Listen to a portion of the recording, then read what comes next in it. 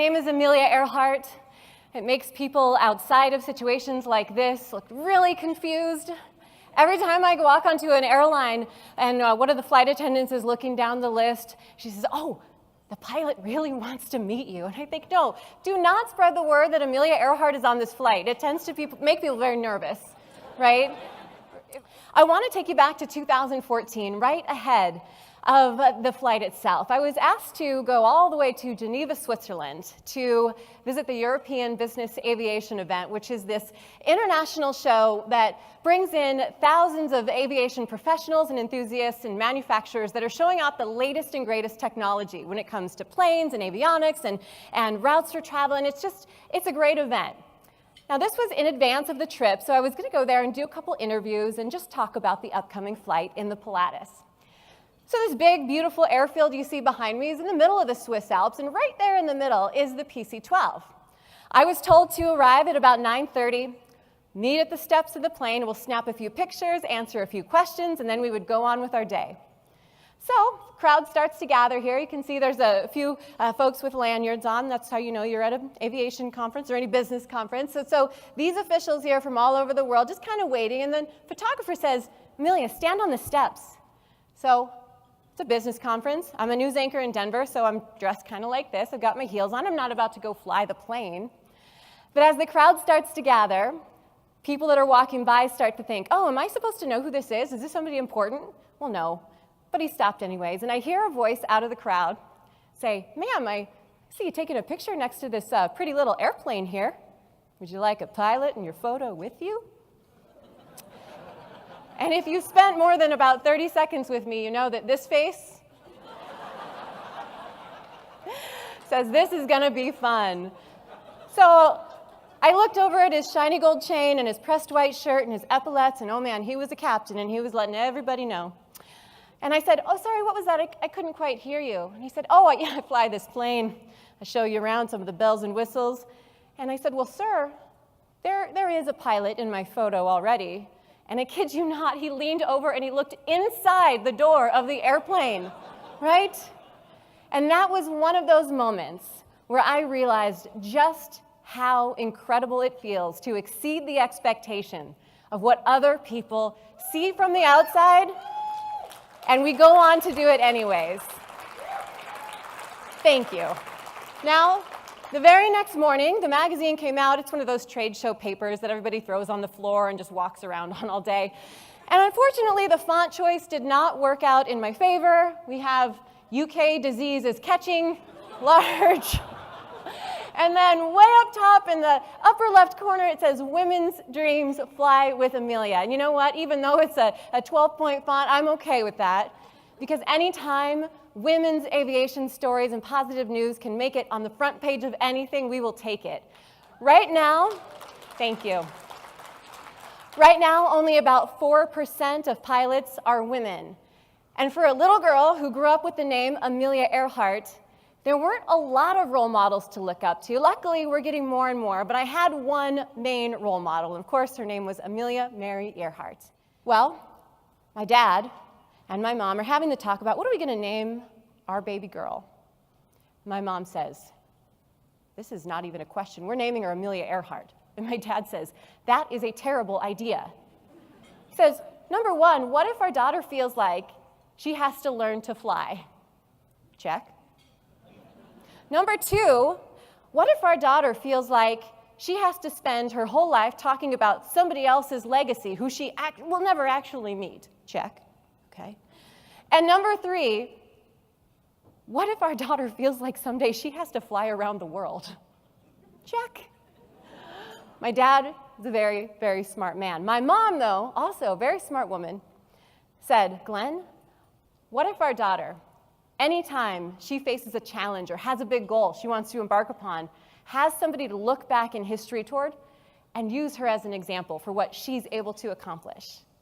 Number two, what if our daughter is inspired by one of the most famous women in history to go out and do great things?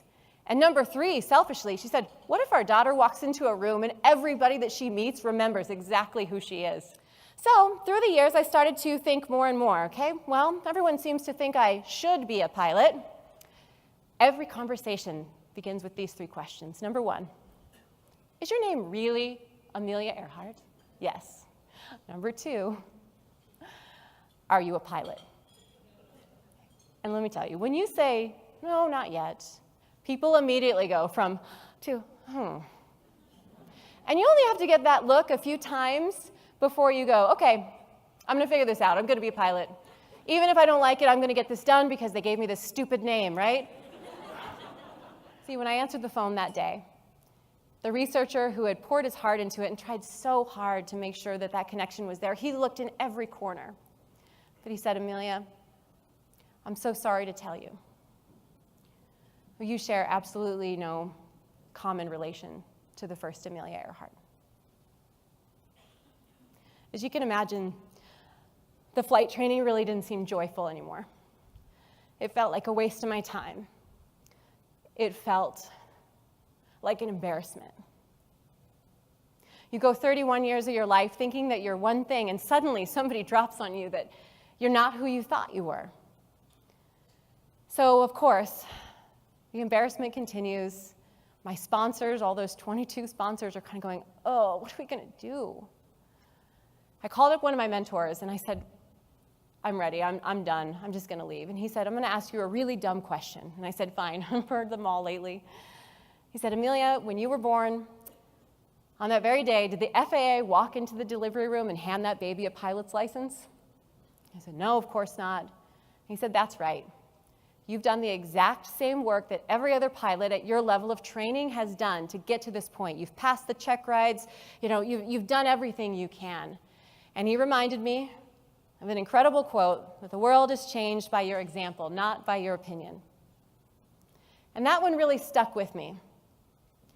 Without my parents, without a lot of the people who I thought were my friends, but a lot of people on my flight team that really believed in me, I called up every one of my sponsors. We're talking some Fortune 500 companies here, Honeywell Aerospace, Pilatus, GoPro, all these groups. And I'm so proud to stand in front of you to say that all 22 sponsors stayed on board. And that flight around the world did. Thank you. That flight around the world did absolutely happen. And this is where, of course, we get into the really good stuff. This image here is a 60,000-foot cloud top between Singapore and Darwin. We flew for 9 hours and 45 minutes with 10 hours of fuel on board that plane. You know that feeling. You're like, okay, what's going to happen here, right? You see a big storm like that pop up ahead of you. Our first reaction as humans when we see something piling up ahead of us that we had no way want to address or work our way around, what do we want to do? We want to turn around 180 degrees and go back to the hangar. We want to say, you know what, scrap it. Let's just start this one over tomorrow. But what I learned along this journey was the importance of course correction. 10-degree increments around a storm like this as you continue to fly at about 270 knots. The storm, what most people don't realize, is also changing as you course correct. Sometimes it's growing, sometimes it's dissipating, but the further you progress along, those small changes, they don't make as big or wide of a path as if you just go home and start over. These storms are always going to be here, but keep in mind, they're changing as well. Turbulence means it's time to course correct. We're not locked on train tracks. All of you in this room are community members, business leaders, you're all working together to make this an incredible place to live. If the path is laid out ahead of you and every step is just there, clear as day ahead of you, that's not the path that you're meant to be on. Course correct and change your path as you go. And of course, we know this, living here in this portion of the US, and especially in Denver as well, turbulence occurs when we are crossing mountains, right? If you're going to make it up to the summit, you're going to feel those bumps. And as the media came rushing in, CNN and NBC and all the groups were there with their big cameras, after I hugged Dad and Mom and we had reconnected, they said, Amelia, come over here. And Captain Tenorello said, Amelia, come over here for a second. And I marched over and I had that patch and I said, sir, we made a deal. He said, that's right, we did. And he gives me this big hug, which is awkward because I'm 10 feet tall and he's this short little guy. And he's holding me there just a little too long, right? Just a little bit awkward.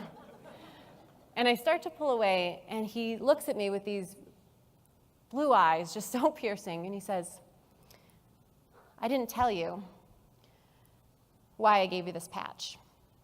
And I said, go on. I said, when I was a little boy, I was obsessed with airplanes.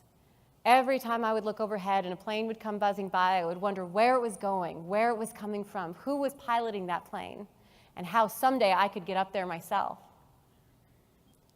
He said, Amelia, what I didn't tell you was that 77 years ago, I stood right here in this spot, and I watched the first Amelia Earhart depart on her flight around the world, and you just brought her back to me. And that, thank you.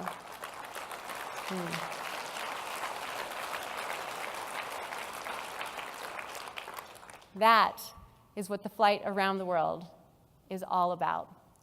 The people that we impact just by going about our most passionate pursuits, the businesses we lead, the families we're a part of, the events we participate in, the good things that we do in the world. That is what makes an impact and helps other people live their most passionate and full lives. And in the end, the most beautiful question that was asked about the flight actually came from my father. He said, honey, when you get back from this big trip that you're about to go on, I said, all right, that's one way of putting it, Dad. He said, do you think the world will feel like a bigger or a smaller place? I thought, well, Dad, that's a beautiful question. I said, it's going to take me a while to answer that, so I'll think about it. And now that the flight is done and I get to stand here and share my story with you, and I'm so grateful for that, I can tell you that, of course, the world is a much, much, much smaller place, but only if we choose to make it that way. And it is so much bigger in terms of the beauty and the potential that it holds for all of us. Thank you very much.